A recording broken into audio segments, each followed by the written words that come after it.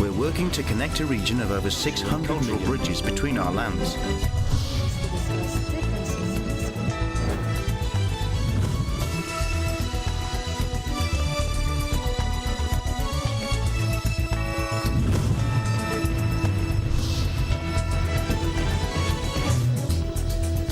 Good evening, I'm Alma Angeles, and you're watching ASEAN in Focus on tonight's program. Myanmar's junta chief Min Aung Hlaing salutes troops as they march through the capital Naypyidaw to mark Armed Forces Day, which commemorates the start of local resistance to the Japanese occupation during World War II. China and Honduras began formal diplomatic relations, with Taiwan accusing Beijing of using coercion and intimidation to lure away its few remaining allies. North Korea fired 2 short-range ballistic missiles today, according to South Korea's military, the latest in a flurry of weapons tests that Pyongyang says are in response to major U.S.-South Korea defense drills. And Indonesia, the world's largest nickel producer, has seen a huge rush by domestic and foreign enterprises to mine the critical component used in electric vehicle batteries. But local residents and rights groups say the nickel boom is threatening farmers' land rights and harming the environment in areas like Wawini in resource-rich Sulawesi region.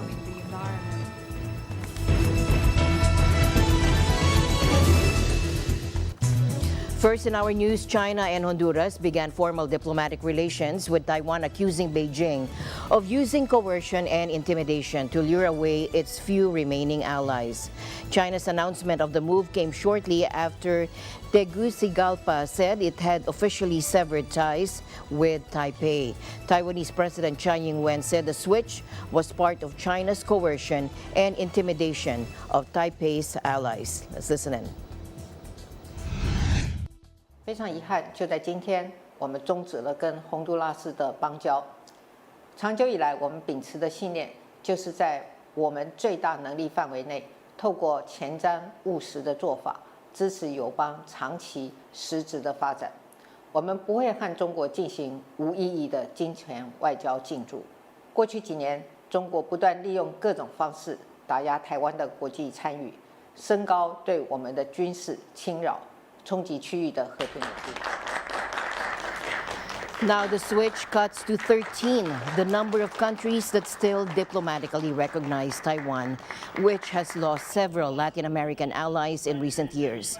Honduran Foreign Minister Enrique Reina and his Chinese counterpart, Qin Gang, signed a joint communique in Beijing, according to video released by state media outlet CCTV.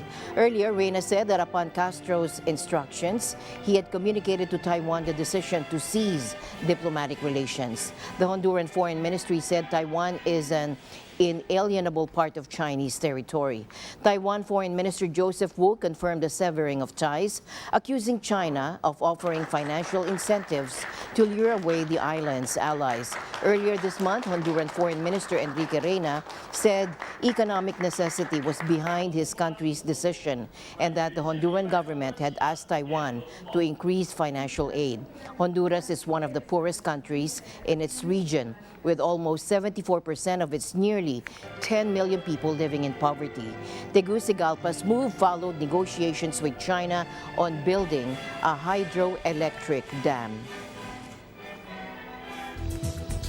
Meanwhile, Sung Wen-Ti, sessional lecturer in Taiwan studies at an Australian university, says he thinks the driving factor behind this shift is America's greater awareness of the need to prioritize where it spends its strategic resources. Let's listen in. I think the driving factor behind this shift is America's greater awareness of the need to prioritize where it spends its strategic resources. Even though America still remains the most indispensable nation around the world and certainly the most dominant actor in the Western Hemisphere, at this point, U.S. does have a lot of fish to fry, so to speak. With that, of course, that comes more opening for China in terms of One Belt, One Road, in terms of economic assistance to make friends in Latin America, Africa, Pacific Islands, America, Australia stepping up their foreign aid program to Pacific Islands as a way to consolidate these areas. And you also see China making inroads there in terms of potentially poaching some partners and allies away, as well as trying to establish China's own military security access to those parts of the world. In tonight's other news, Myanmar's junta chief Min Aung Hlaing saluted troops as they marched through the capital Naypyidaw to mark Armed Forces Day, which commemorates the start of local resistance to the Japanese occupation during World War II. Now, this usually features a military parade attended by foreign officers and diplomats. Officials typically hold events at various parade squares and military facilities in Naypyidaw and other urban centers such as Yangon and Mandalay. Although there were no immediate announcements for such gatherings, anti-coup activists may stage demonstrations across Myanmar. Popular rally sites include government buildings, public squares, and major thoroughfares. In Yangon, activists typically gather at Bogyoki Ang San and Maha Bandula parks, as well as Sule Pagoda Shrine. Well-attended gatherings may attract thousands of participants. Authorities will maintain a heightened security posture near such demonstration locations and sites hosting official events. There, enhanced security measures such as road closures, checkpoints are in place. Meanwhile, displaced Myanmar villagers prepare makeshift bunkers of earth and sandbags as fighting between junta troops and anti-coup rebels rages and military shelling becomes an occurrence daily. Take a look.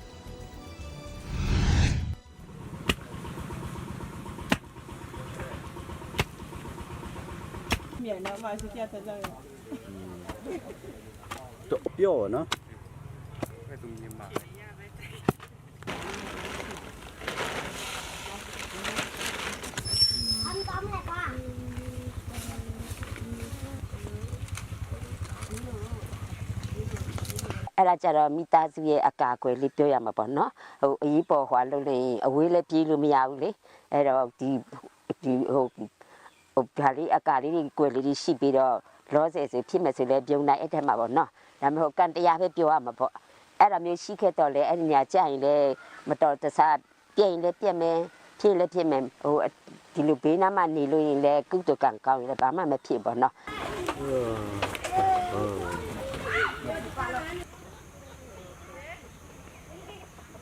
ai mania se nyani sao ni di themin san ta la ma pi de do myan sa pie so pie lai pi ta kha to ni pi sa ao cha da pian la so ro o ta cha ni be pian yao pian om la nya a chain be pian pi pian om la so ro ta kha de sin sa ni yin tang lang le ta kha de do so la pian yo so ro ဘယ်လိုမှမတတ်နိုင်လေအဖွားတို့လည်းနော်ဟိုဘယ်လိုပြောရမလဲဒီအခက်ခဲတွေကဟိုမြင်မြန်လေးလွတ်မြောက်ပါစေလို့တော့ဆုတောင်းလေ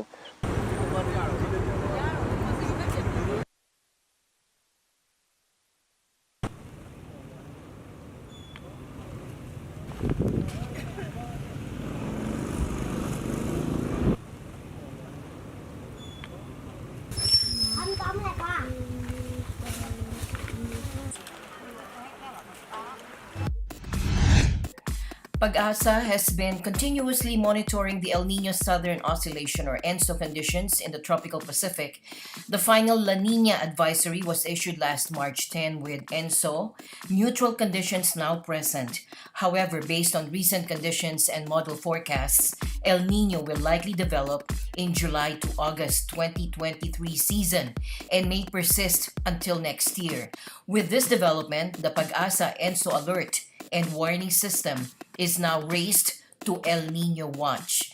El Niño, the warm phase of ENSO, is characterized by unusually warmer than average sea surface temperatures in the central and eastern equatorial Pacific, when conditions are favorable for the development of El Niño within the next 6 months, and the probability is 55% or more, an El Niño watch is issued.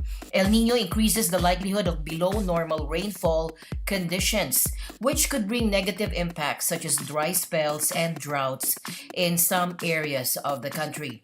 However, over the western part of the country, above normal rainfall conditions during the southwest monsoon season or habagat may also be expected. Now, tropical cyclones expected this year are in April 1, May 1 to 2, June 1 to 2, July 2 to 3, August 2 to 3, and September 2 to 3.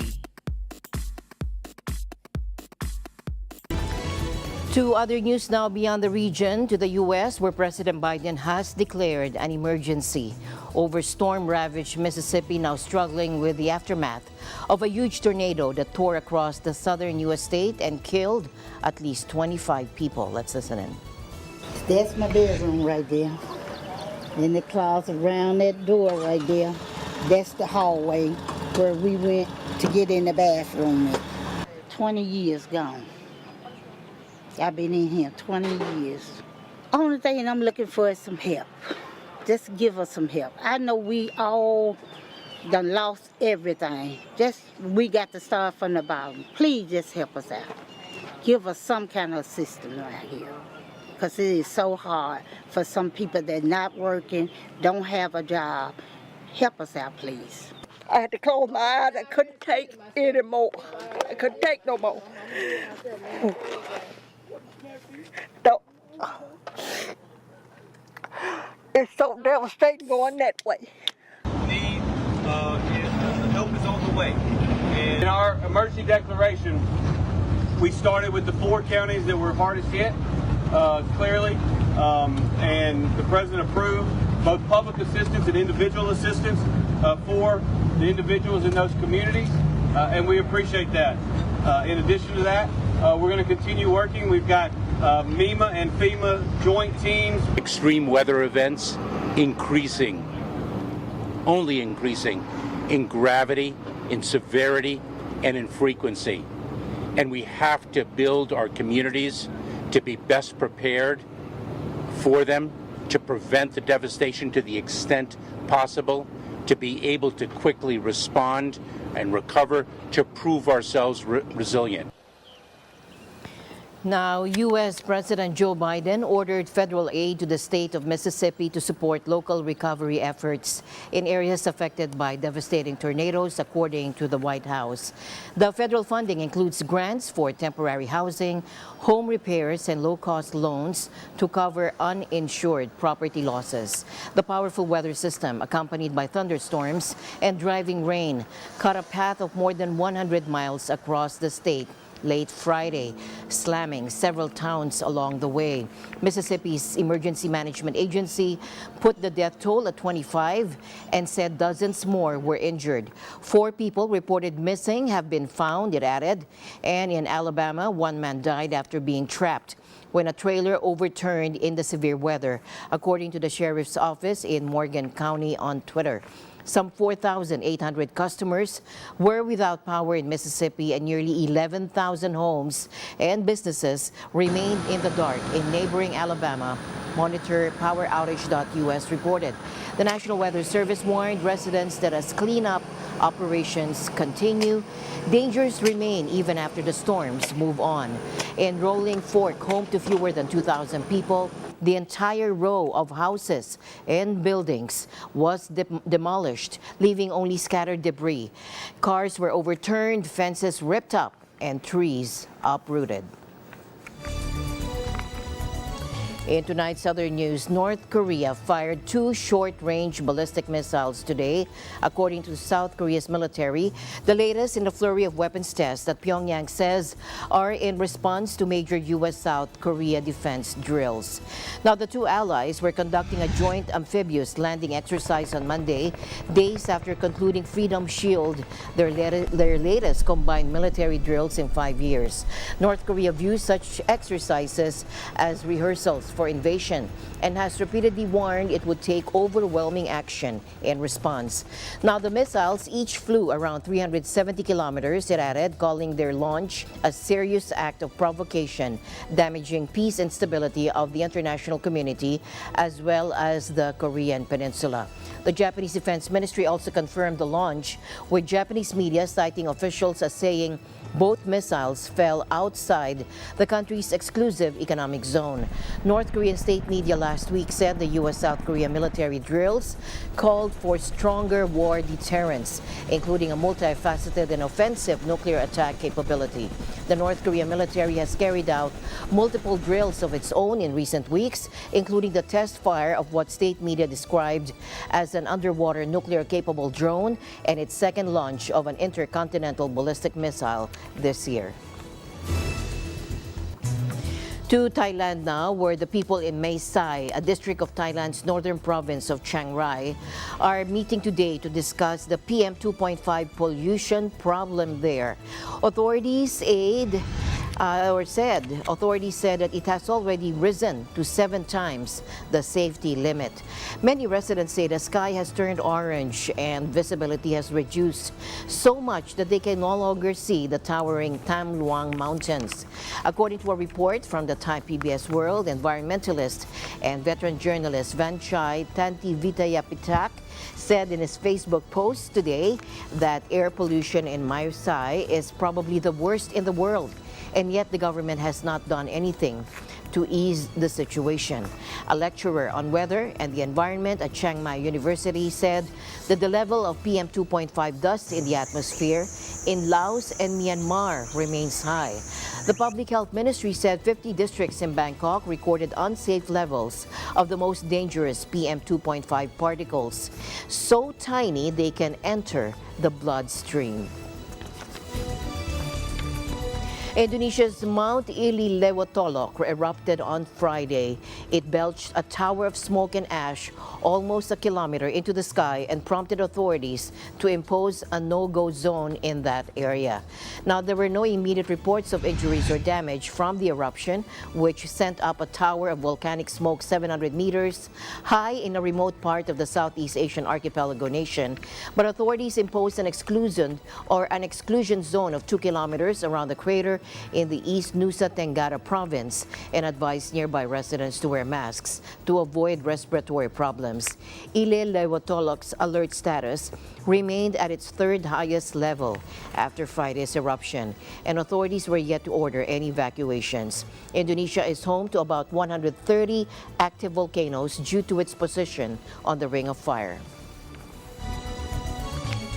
On the occasion of World TB Day, the World Health Organization is announcing the expanded scope of the WHO Director General flagship initiative on tuberculosis over the period from 2023 to 2027 to support fast-tracking progress towards ending TB and achieving universal health coverage by 2030.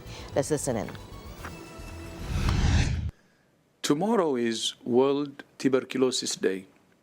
It marks the date 141 years ago, the 24th of March 1882, that the German scientist Robert Koch first presented his discovery of the bacterium that causes tuberculosis or TB.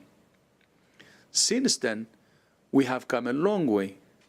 We have tests, treatments, and a vaccine against TB that have saved countless lives. The COVID-19 pandemic and conflicts in many countries have severely disrupted services to prevent, detect, and treat TB. As a result, WHO last year reported an increase in TB deaths for the first time in more than a decade.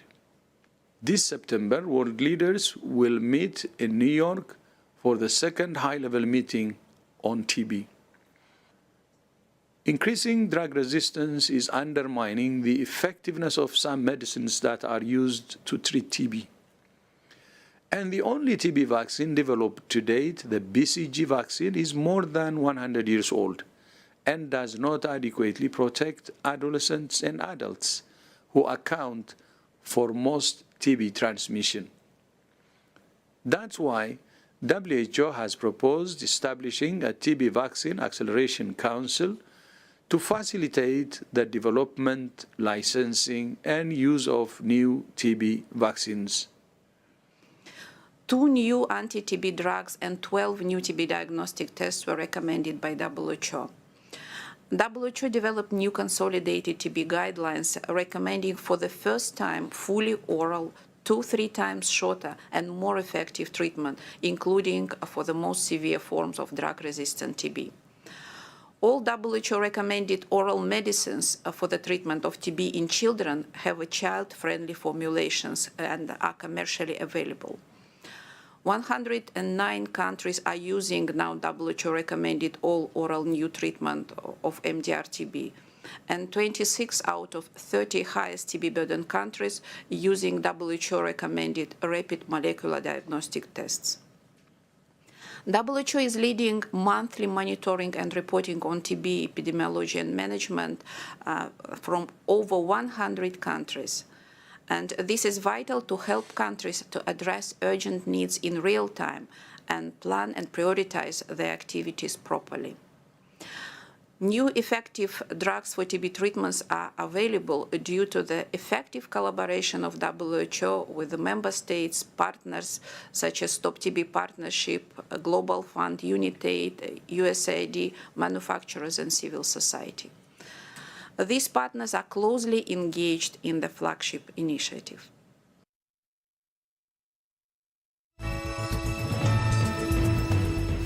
Indonesia, the world's largest nickel producer, has seen a huge rush by domestic and foreign enterprises to mine the critical component used in electric vehicle batteries. But local residents and rights groups say the nickel boom is threatening farmers' land rights and harming the environment in areas like Wawini in resource-rich Sulawesi region. Take a look. Nickel is gripping Indonesia. The Southeast Asian country is the world's largest producer of the critical component used in electric vehicle batteries. China, among others, is hungry for the natural resource, fueling demand. But farmers and locals in Southeast Sulawesi say the nickel boom is threatening their land and harming the environment. This is all because of the mining. To be honest, it's the mine. In the past, when there were no mines, the waters were not like this. It was so clean, we could bathe and fish. Now we can't. Contaminated soil from nickel mines brought down the hills by rain has turned coastal waters into a red sludge. Up there are the mines. Down here, the mud is all over the sea. Now where can we go? How can we survive for the economy and children's education? The parents today are already struggling. What can we expect for the next generation, given the current condition of the surrounding environment? Activists are sounding the alarm, documenting damage to the environment that also affects local livelihoods.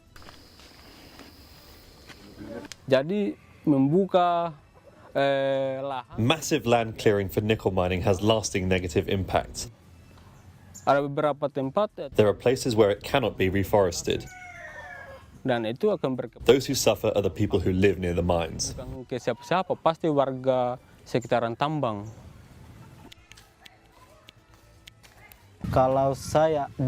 If I keep quiet, then I'll be letting our future and our children's futures be destroyed. Because the place where we live would be destroyed, and we would be forced to move out.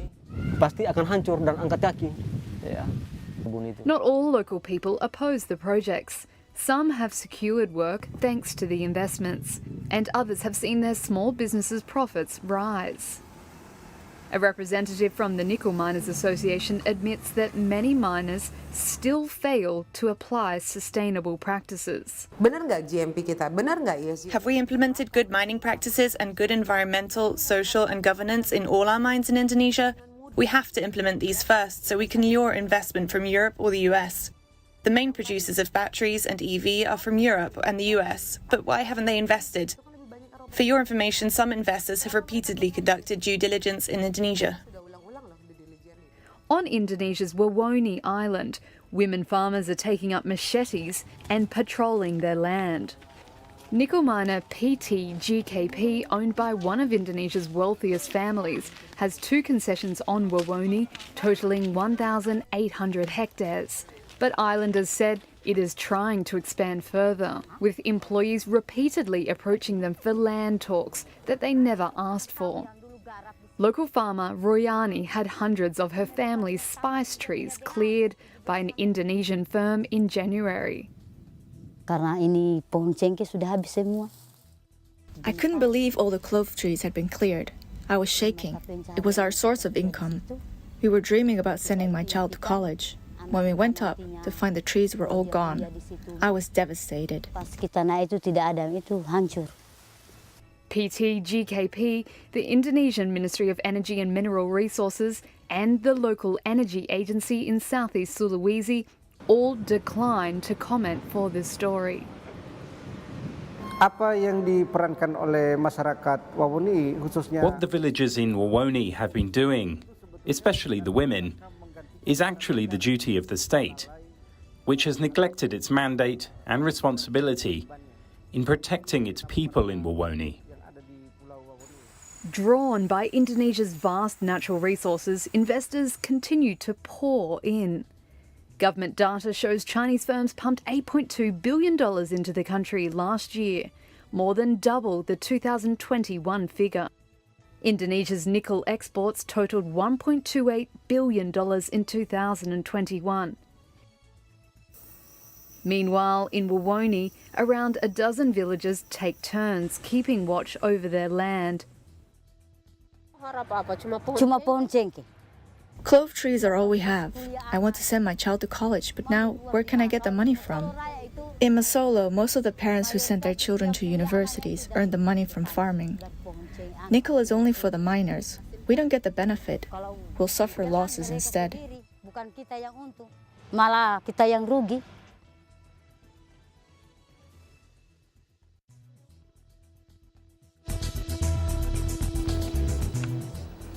To Los Angeles now. Lionsgate's neo-noir action thriller John Wick Chapter 4 opened this weekend with North American ticket sales estimated at an impressive $73.5 million according to industry watcher Exhibitor Relations. Take a look. Films. I think we have a visionary filmmaker in Chad Stahelski. We have an amazing cast. We made this film with, we always do, but, we made quite a feast, and so hopefully people will enjoy it. Lance was a beautiful person, special artist, gentleman of grace and dignity, and it was just really something special every time he stepped on the set. He had a wonderful passion for his work, and it was really, really amazing to work with him. That feeling, Kian and I, we got together months before we started writing. We just had all these ideas, and you feel like there's more to do, and that's a good feeling to have. So we just went, all right, we decided we're going to make another one. We didn't quite, it felt unfinished. We wanted to do one more. Goodbye to you, my trusted friend. A new day is dawning. New ideas, new rules, new management. Analyst David A. Gross called it a superb opening, noting that each Wick sequel has managed to outdo its predecessors. Reviews have been mostly positive, with all that action films were so well and cleanly choreographed. The Washington Post gushed, but some reviewers saw the body count, more than 100 per Bloody Wick movie, as a bit much. Chapter 4 owes its choreography largely to director Chad Stahelski himself, a former stuntman, starring along with Reeves in a tale that has the titular hitman fighting a powerful international crime group. Are Donnie Yen, Bill Skarsgård, and Lawrence Fishburne. Last weekend's box office leader, Shazam! Fury of Gods, took in just $9.7 million, slipping to second place in what Variety called one of the worst turnouts for a modern superhero movie. The DC Warner Brothers film stars Zachary Levi and Asher Angel and Adam Brody. In third spot was Scream 6 from Paramount and Spyglass Media at $8.4 million for the Friday through Sunday period. Melissa Barrera, Jenna Ortega, and Skeet Ulrich star in the horror flick. As my usual habit, I'd like to end the day on a positive note. Let's encourage and build each other up so that no one is left behind. And that's it for tonight's broadcast. I'm Alma Angeles. Stay in the news because we live in extraordinary times. Good night.